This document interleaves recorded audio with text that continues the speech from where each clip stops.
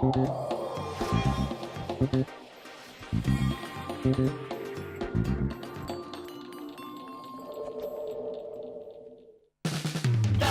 vida al sueño que hay en tu corazón. Realizarlo juntos siempre es lo mejor. Banco Credicop Cooperativo, la banca solidaria.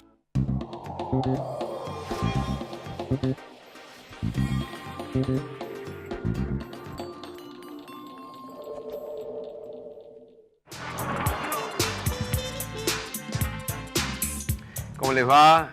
Bienvenidos a esta nueva edición de La Cultura del Trabajo y ya acercándonos las fiestas y acercándonos un fin de año que la verdad se viene difícil, muy difícil, ya sea por la pérdida de empleo, ya sea por la caída del poder adquisitivo del conjunto de los trabajadores, y en el medio la posibilidad de una medida de acción directa por parte de la CGT que hoy está cuestionada, no cuestionada, pero sí en veremos, en relación a una ayuda, por llamarlo de alguna manera, que entrega o que pretende entregar el gobierno, seguramente con la idea de paliar esa situación. ¿Esto sirve? ¿No sirve? ¿Vamos a la medida igual? ¿Cómo nos manejamos desde el movimiento obrero organizado? ¿Cómo deberíamos encarar esto? ¿Cuál es la realidad? Y para eso hoy tenemos un programa especial, ¿verdad? ¿Verdad, Claudio? ¿Qué tal? Buenas noches. Y bueno, hay que destacar esto que nombrás vos sobre dos datos que vamos a brindar el día de hoy. Por un lado, la parte política y por la otra, la parte económica, ¿no? De que tenemos que esto que va en disonancia continuamente en nuestro país. Por la parte política tenemos que hablar de la cocina sindical, esto que estamos hablando. La CGT volvió a mostrar debilidad, podría ser entre comillas, pasividad también entre comillas. Bueno, ellos sí sabrán qué es lo que mostraron. ¿Por qué decimos esto? Habían anunciado un paro que estaba en vísperas de concretarse la semana próxima. Sin embargo, hoy hubo una reunión en la Casa de Sanidad, de la que conduce Héctor Daer, dicho sea de paso, que sacó una paritaria del 45%, una de las mejores, la que supera a camioneros, a aceiteros y a bancarios, Claudio, y a telefónicos también. Y no me dejés telefónicos afuera, que anduvimos bien. Lo dije antes que me lo digas vos, así que bueno, esta reunión fue con la cúpula de empresarios y Dante Sica y algunos funcionarios de la Secretaría de Trabajo, en donde acordaron un bono de 5.000 pesos. 5.000. Apenas 5.000 pesos a pagarse en 2 cuotas en noviembre y en enero. ¿Qué quiere decir esto? Usted lo va a cobrar en diciembre y en febrero. 2.500 pesos en diciembre, 2.500 pesos en febrero. La verdad, esto es muy poco. Si hacemos un promedio, son 420 pesos por mes. Es muy poco, Claudio. No alcanza ni para pagar una factura de luz. Es muy poco. ¿Será acordaron? ¿O será es lo que hay y agarrémoslo? A ver, ¿puedo dar una opinión personal en este caso? Sí. A mí me parece que la CGT no tenía ninguna intención de hacer el paro, el gobierno menos intenciones que la CGT de concretarse un paro, entonces dijeron, yo me pongo flexible, vos ponete flexible, saquemos algo. ¿Y por qué digo esto, Claudio? Porque muchos gremios consiguieron un bono similar o incluso mayor sin la amenaza de un paro general, un paro que al gobierno lo desestabiliza en parte, lo sacude un poco, que genera pérdidas, como siempre dice. Bueno, esto a opinión personal, me parece que lo que sea, bienvenido sea. Ahora, la medida yo creo que hay que sostenerla, ¿verdad? Porque los números son absolutamente otros, Mariana. ¿Cómo lo ves esto? Sí, hay precisamente información nueva sobre la situación del mercado de trabajo, que es de la semana pasada y se refiere al mes de agosto, o sea, es bastante reciente, pero nosotros entendemos que incluso no muestra la peor cara de la situación actual, que seguramente se va a ver en septiembre y en octubre. Y de acuerdo con esos datos, lo que se ve en primer lugar es que hay una pérdida de empleo, que es lo que hay que destacar. Desde este año, desde inicios de este año, se verifica una situación de pérdida de puestos de trabajo que ahí se puede ver en la gráfica un poco como fue en los años previos, ¿no? Desde 2003 hasta 2018, un poco ver en panorama cómo es la situación del empleo registrado y si llegan a poder distinguirlo. Lo que queda claro es que en cuanto a empleo asalariado, desde que asumió Macri, prácticamente no se crearon puestos de trabajo, menos aún en el sector privado. Y La pérdida que estamos teniendo este año entonces se da sobre una situación donde desde el inicio del gobierno no hubo generación de empleo asalariado. O sea que estamos en un momento de crisis, de destrucción de empleo, en el marco de un gobierno que aún en sus mejores momentos no fue intensivo en la generación de puestos de trabajo asalariados. Y como decía al principio, si nos comparamos la situación de agosto respecto de diciembre, o sea, para mirar este año, hay una pérdida de más de 100.000 puestos o 100.000 trabajadores registrados. La mayor pérdida se da entre los trabajadores independientes, que efectivamente son los que, así como antes subieron con mayor dificultad, ahora también se reducen más rápidamente, pero también hay caídas importantes en el empleo en relación de dependencia, en el sector privado sobre todo, y algo en el sector público. Estamos hablando de casi 31.000 puestos en el sector privado, sobre todo están explicados por el comportamiento de la industria. La industria viene siendo expulsora de empleo desde diciembre de 2015, mes a mes, sin ninguna pausa, y en este contexto de crisis se están sumando también pérdida de puestos en la construcción, en el comercio y en el transporte, sobre todo. Ahora, en este marco, que es recesivo y que es malo desde el punto de vista del empleo, el salario está, como sabemos, en retroceso. El cálculo a agosto nos permite hablar de una caída que es casi del 6% en términos interanuales, eso está en la placa siguiente. Y si nos comparamos de nuevo con el momento previo a que asumiera Macri, la caída casi es del 10%, es el 9,1%. Los números son números, ¿no? Los números dan lo que dan. En ese caso estamos hablando de salarios que a agosto habían aumentado algo más de 26%, un número bastante similar a esta paritaria que se venía manejando de 25%, y la inflación ya para ese momento era de 33,8%. Hemos visto también el caso de los asalariados del sector público, que sabemos que son un particular, un punto de ataque por parte del gobierno. Los casos de los salarios promedios en la administración pública cayeron ya desde la asunción de Macri un casi 15%, más que el privado todavía. Una barbaridad. Exactamente. Pero en definitiva, la política es economía y la economía es política, ¿verdad, Artemio? ¿Cómo te va? Bienvenido al programa, la verdad, un gusto que estés. No, gracias por invitarme. Claro, sí, efectivamente, escuchaba atentamente. Bueno, es una pérdida de poder adquisitivo real del 20%, ¿no? Donde había 100 pesos, ahora hay 80. Después de este año tan calamitoso en términos de poder adquisitivo. Creo que va a seguir, se va a profundizar. No hay ninguna duda de que no hay ninguna orientación de política económica que permita suponer que la inflación va a estar controlada. De hecho, hay una inflación de costo que sigue totalmente desbocada, con lo que cabe esperar que finalmente, no sé si ahora o cuándo, el movimiento obrero dé una respuesta contundente, porque es evidente que en el centro de la discusión está el poder adquisitivo del salario, y esa discusión se está perdiendo de una manera notable, más allá de excepciones, de gremios que particularmente pueden resistir mejor el avance del oficialismo, pero que es brutal. Comentábamos fuera de cámara, una línea de pobreza vieja hoy ya debe estar cerca de 25.000 pesos. Eso supone que lo que acaba de obtener la CGT no involucra ni siquiera el 9% del valor de una línea de pobreza en Argentina. Eso no es un bono. Y normalmente cuando los gobiernos ofrecen bonos sabemos que hay una discusión salarial que siempre está muy deteriorada. Estás más con lo que planteaba Hugo, que es más una excusa para no hacerlo. Es probable, sí. Comparto que esa es una visión posible, lamentablemente, porque no va a haber, me parece, ¿no?, que el gobierno ya ha mostrado durante largo tiempo que la capacidad de respuesta frente a esta negociación que le ofrece el movimiento obrero es cero.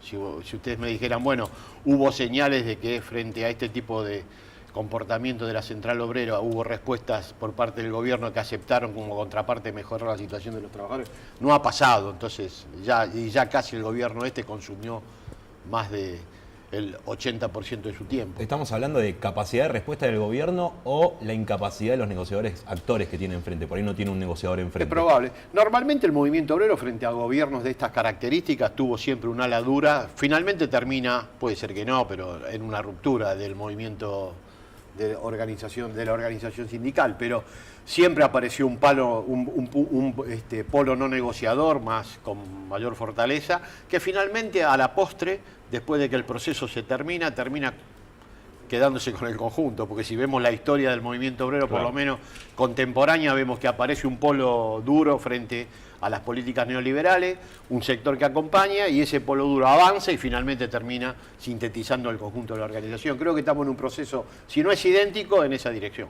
En general, claro, es un polo duro que termina siendo la representación cuando agota el proceso político, el gobierno, en este caso de carácter liberal, y entonces este polo duro corona el conjunto de la representatividad. Exactamente, Es por eso más o que menos siempre la el movimiento mecánica. obrero sigue teniendo el volumen que tiene en términos de representación social, porque en estas etapas donde aparece un polo muy negociador, finalmente es el que tiene más intransigencia y el que termina coronando el proceso de síntesis. Por eso se perpetúa, si no se hubiera agotado la fortaleza del movimiento obrero, que más allá de los idas y venidas más y menos, sigue siendo, a mi juicio, un dique de contención central frente al avance de esta política, que son impiadosas. Es mi perspectiva, ¿no? No, por supuesto. Solamente pensá lo que pasaría en este país si no hubiera habido resistencia por parte del movimiento obrero organizado, ¿no? Evidentemente nos hubieran pasado con 2 planadoras por arriba, ¿no? Exactamente. No con una. Exactamente. Esto es así. Ahora, uno podría preguntarse, ¿cuál es la motivación que tiene siempre el ala blanda, digamos, ¿no? O sea, ¿por qué actúa o juega o hace de bisagra entre el gobierno y las políticas neoliberales? Uno la verdad que nunca termina de explicárselo. No. De cualquier manera, el paro está planteado. Fuera de cámara, vos nos decías que para vos por ahí se hace igual, ¿no? Claro, yo tengo la percepción de que si se ve al conjunto y atiende al conjunto del movimiento obrero, estamos hablando de los trabajadores organizados, formales, Sí, ni sí. hablar de jubilados, pensionados, trabajadores claro. informales que involucran una masa de trabajadores. Yo considero a los jubilados también formando parte del colectivo de trabajadores, muy importante. Creo que no hay motivos como para que el paro y la medida de fuerza se retire, pero bueno, eso veremos cómo termina resolviéndose al interior del movimiento sindical. Y ya de cara a lo político, ¿no? Porque ya tenemos que empezar a hablar de cara al proceso político que viene. O sea, de acá, esto es un movimiento uniformemente acelerado hacia Claro. las elecciones. En la medida que vayan pasando los días, todo va a ir siendo teñido por el proceso electoral en general y quién va a capitalizar o quién va a capitalizar la caída del gobierno, pero quién se va a erigir como un referente de la oposición, ¿no? Como la figura a como la debatir. figura. Y ahí ¿cómo lo ves esto? Bueno, lo que aparece nítido... Pregunta, Sí, encuestas a un año del escenario electoral es irresponsable. O sea, hay muchísimas las situaciones que pueden acontecer. Más que nada una previsión podría ser. Lo que alguna aparece proyección nítido particular. en el horizonte electoral, que hay un liderazgo central que organiza la oposición con mayor volumen, que es el de Cristina Kirchner. Eso creo que Sí, claro. está... Incluso... El mismo gobierno la pone como enemiga también. Sí, bueno, eso de que la pone o la saca también en Por procesos es medio complejo, no es muy volutivo, digamos. Yo puedo poner o sacar un rival de las características de Cristina, es muy difícil, pero haciendo referencia a la elección de medio mandato, para no hablar de encuestas que siempre son hipótesis. Bueno, es evidente que el volumen electoral de Cristina Kirchner también se mostró en Provincia de Buenos Aires. No olvidemos que Provincia de Buenos Aires es una media nacional. El peronismo y el kirchnerismo también tiene ahí una media nacional y la verdad que Cambiemos realizó una elección de medio mandato muy pobre. Peor que la de Menem, peor que la de Néstor, peor que la de Alfonsín. Claro, cuando uno va a los medios y ve a los opinólogos de turno, parece que es una elección... Parece que es bárbara. Sí, Y la verdad que 41 puntos fue la peor elección de medio mandato, con excepción de la de la Rúa en el 2001 y la de la crisis del 2009, cuando estaba abierta. Es una elección Sí. muy mediocre. Por lo tanto, hay que referirse a ese, y lo lograron ese 41% contra lo que ella señalaba, haciendo girar paritarias en torno a la inflación, jubilaciones, pensiones, con créditos, obra pública. Todo eso hoy está suspendido, los datos me relevan de todo comentario. ¿Qué hay que esperar? Y bueno, que la elección del 2019 para Cambiemos sea muy estricta y el liderazgo opositor de Cristina sigue teniendo la centralidad que tuvo en el 2017. Por lo tanto, es un escenario indecidible, pero con muchas posibilidades de que el cambio de signo político esté presente en la coyuntura electoral. Ahora, si yo te dijera, mirá, yo no te quiero decir cuanto peor mejor en este otro sentido, ¿no? Pero la verdad, la economía sigue cayendo, el poder adquisitivo sigue cayendo, tenemos frentes de tormenta por todos lados. La inflación sigue avanzando, Claudio. La inflación sigue avanzando. O sea, y si aparece algo que dice, che, yo les prometo estar un poquito mejor,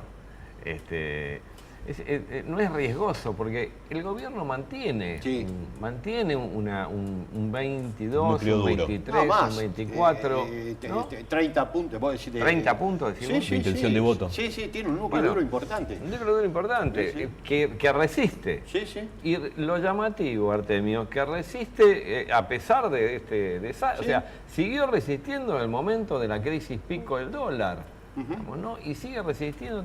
Entonces, es una base de sustentación considerable que tiene que ver, entiendo yo, con que ha cristalizado el pensamiento, algún tipo de sentido común, que durante años estuvo desperdigado, estuvo dando vueltas por todos lados. Y bueno, estos muchachos supieron catalizar esto. Contra eso, ¿qué hacemos?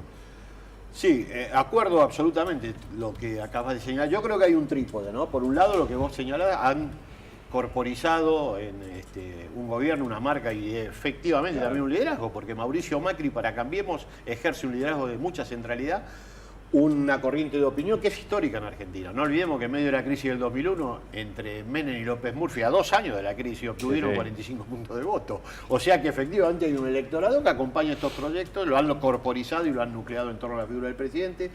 El segundo gran amortiguador es el funcionamiento de medios. Evidentemente ahí hay toda una política diseñada por los grandes medios, más allá de la voluntad del gobierno, de, si no opacar, poner en sordina estos problemas que son tan importantes. Y el tercero, que creo que también es muy importante analizar, que ellos toman una tasa de desempleo muy baja, 5.9, y todavía en términos de empleo, el dominó no acaba de caer. O sea, recién estamos viendo lo que vos señalabas, destrucción de empleo industrial, pero efectivamente todavía tenemos niveles de desempleo en torno a los 11 puntos nacionales. No olvidemos que ya en las crisis anteriores los niveles de desempleo estaban por arriba del 15%. Eso, que es un proceso de mediana data, todavía no se ha desplegado en su totalidad, y creo que eso amortigua mucho la crisis, porque una cosa es tener bajos salarios y estar insatisfecho y con dificultades para acceder a... Y el no tener laburo. Y el no tener laburo desorganiza socialmente mucho el comportamiento de los ciudadanos, pero también el vínculo con la legitimidad política. Entonces, ese es un tema que hay que tener en cuenta cuando uno dice, bueno, ¿qué pasa? Bueno, pasa que todavía las tasas de desempleo que heredaron fueron tan bajas que el despliegue del nivel de desempleo todavía les permite amortiguar lo que a mi juicio es un destino inexorable, que esto finalmente, si no se corrige o si no hay una corrección en términos de, sobre todo nivel salarial, que el consumo vuelva a tener volumen, finalmente esto va a terminar impactando negativamente sobre el conjunto del nivel de empleo. Pero es un proceso a medio camino. Vio que cuando uno cae del piso 20, cuando va por el 10, dice, todavía vamos bien. Pero bueno, cuando lleguemos abajo. Por eso. Bueno, hoy Mauricio Macri hizo referencia a las elecciones del año que viene y dijo que está listo para postularse si es que el pueblo lo decide, pero que no quiere hablar de esto en este contexto en que todos le estamos poniendo el hombro. Digo todos entre comillas, ¿no? Bueno, ¿le va a alcanzar con esto que decís vos, con los medios, con el núcleo duro y con los datos en cierta parte cuestionables? ¿Le va a alcanzar para lograr una reelección o va a tener que pegar un timonazo? No, estábamos hablando de por qué todavía mantiene un núcleo. Claro, 30, bueno, pero por eso, ¿le va a alcanzar con eso? Mi percepción, lo dije, que creo que ahí se abre la posibilidad de cambio de signo político. Yo creo que finalmente el comportamiento económico va a deshilachar una parte del electorado, sobre todo que acompañó en balotaje. Cambiemos muy genuinamente, porque obviamente la intención de voto de la gente era un cambio para mejor. Es evidente que ahí hay un problema severo. Y se van a abrir posibilidades para que la oposición política pueda tener una elección exitosa. Yo no puedo responderte hoy de manera taxativa qué es lo que va a pasar en términos electorales. Pero que las chances de Cambiemos a nivel nacional van a estar por debajo de las que tuvo en 2017. E insisto, en 2017 no hicieron una gran elección, hicieron una elección de 41 puntos, con una segunda minoría por parte de la Cristina Kirchner de 38 en el principal distrito del país. Eso me parece que es un escenario muy complejo que va a agudizar en complejidad de cara al 2019. La reelección de Mauricio Macri, bueno, él plantea que puede serlo. Mi percepción es que va a ser con esta política económica muy dificultoso que se pueda concretar, porque veo que además el proceso de deterioro es muy acelerado. Un poco lo señalabas en caída de salarial. En esa caída de 7 puntos hay que agregar 2 meses donde se va a acumular por lo menos 12 puntos de aumento de precios. Veremos cómo corrigen los trabajadores de los salarios, pero me da la sensación que va a quedar muy atrás el promedio, ¿no? No quiere decir que no haya gremios que puedan salir, pero el promedio de la masa salarial formal va a quedar muy atrás con respecto a lo que actualicen los sindicatos. Ni hablar de los trabajadores informales. Los jubilados actualizaron 28.5. Sí, sí. Ahí hay una pérdida de poder adquisitivo de 20 puntos por lo menos. Es muy dramática esa situación. Mariana, a mí me enseñaron que lo que pasa en la vida y en este caso en la economía determina lo que uno piensa y hace, ¿no? Eso lo aprendí de chiquito. Y la verdad, medio a veces se me queman los papeles. ¿No estarán mal los papeles que tenés ahí? No, ¿No estás segura? no está mal. ¿Es tal cual? Es tal cual. Bueno, pero entonces Artemio tiene que llegar en algún momento esto. Porque si no, Puede decir que Macri acaba de superar a Marx. Claro, yo viví equivocado. Bueno, pero hay cierta autonomía relativa, lo plantea también el mismo plexo teórico, ¿no? Vamos a el comportamiento económico o de las relaciones de producción y económica tiene cierta autonomía con respecto a otros comportamientos sociales. Claro. Por ejemplo, el electoral. Es evidente que ahí no se puede trazar una línea recta entre situación económica, pero finalmente las condiciones, en última instancia, esos límites van a existir, y creo que por eso las dificultades ya en 2017. Si no, un gobierno de en el primer medio mandato de los gobiernos democráticos, siempre las elecciones son muy contundentes con respecto a la oposición. Le pasó a Alfonsín, le pasó a Menem, le pasó a Néstor, hablando de Cristina. Cristina, ustedes se acuerdan, la elección del 2005, 45 puntos a 20 de Chiche Dualde, que en ese momento era la oposición, digamos, dentro del peronismo. Bueno, eso no pasó con Cambiemos. Cambiemos tuvo 3 puntos de diferencia en ese distrito, en condiciones muy heterodoxas en términos de comportamiento económico. Por eso digo, Cambiemos es más de lo que algunos suponen, críticos, pero mucho menos de lo que sus apólogos dicen que son. Es un dispositivo electoral discreto. Sí, vos acabás de dar un elemento que a mí se me había escapado en esa dimensión, ¿no? Que era el tema de la desocupación. Es verdad que en la crisis de Alfonsín y en la crisis de Menem nosotros tuvimos valores de desocupación mucho más altos, te diría más del doble. Sí, más del doble. Y de la Rúa el triple. Y el triple de lo que teníamos. 18 puntos ya lo tenía antes del diciembre negro, digamos. Sí, no, bueno, el tema de empleo es muy central. Para desorganizar comportamientos sociales, el desempleo eso ya está analizado y diagnosticado, es así. Bueno, y Macri tuvo esa herencia, la pesada herencia que recibió es la tasa más baja de desempleo. Hay que remontarse para encontrar una tasa como la del 2015 al primer semestre del 1994, antes del tequilazo, que ya llegó.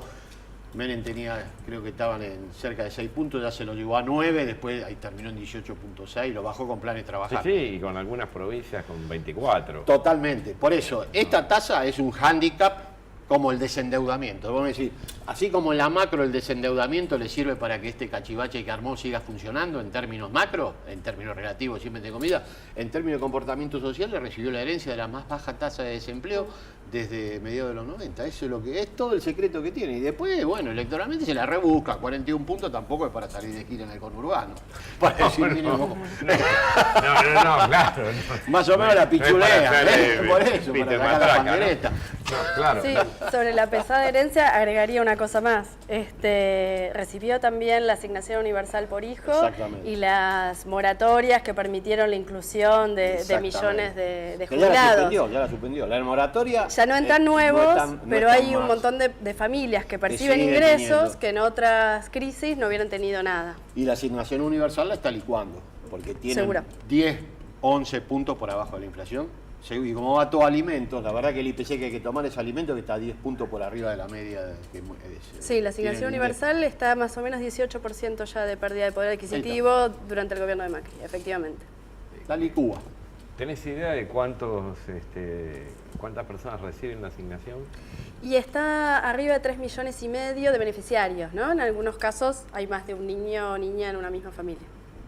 Sí. ¿Y en esos números aumentaron o bajó la cantidad? O... No, no bajó la cantidad. Ah, lo que mantiene la hay misma es cantidad. esta cuestión de que la actualización va quedando detrás de la inflación. Claro, claro. Sí, Pero efectivamente. Claro, no- es una forma de, digamos... Bueno, cumplió una parte de la Igual. promesa de campaña que dijo, no, yo las cosas buenas las voy a dejar. Bueno, las Bueno, voy a dejar Macri- medio chueca, pero las voy a dejar. Macri va a cerrar, si la perspectiva es más o menos cierta. Él tomó 20 puntos de pobreza, no es verdad que dice 32, mentira, porque él asume el gobierno Sí. y mete una devaluación el 17 de diciembre que manda el dólar de 9.6 a 14 y después lo lleva a 16. Ahí metió 25 puntos de inflación en un semestre que Sí. cuando mide el INDEC 32.3. ¿Vieron que dice Macri?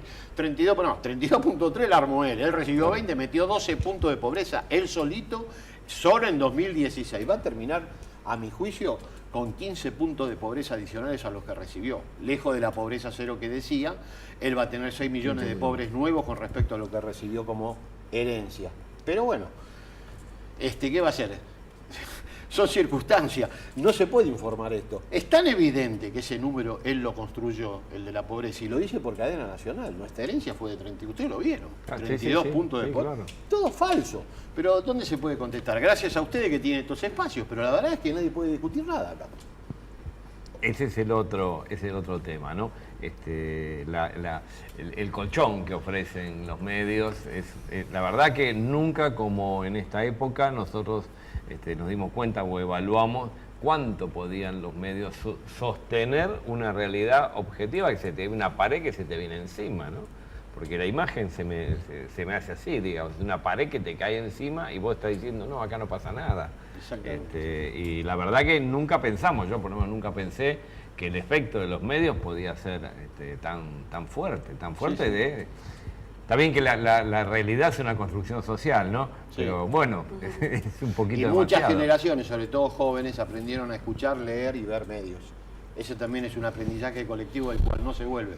Con ley de medios o sin ley de medios, todo el mundo sabe que los medios están situados y un sector muy importante de la población aprendió a escuchar, a leer, a ver.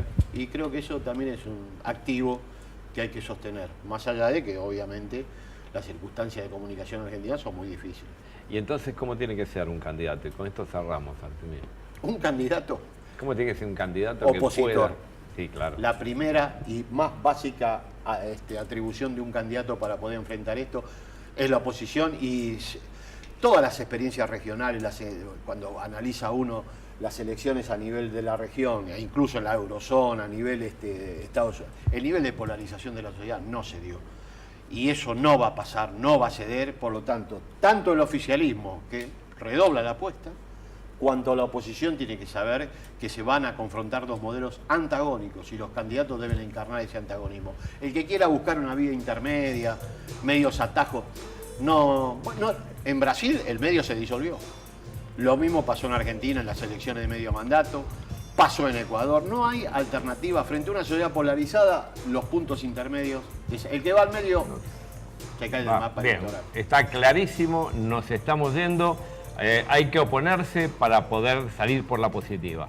Es la única posibilidad que tenemos, ser consecuente y poder plantearle a la gente dónde está la conveniencia para volver a tener una vida digna.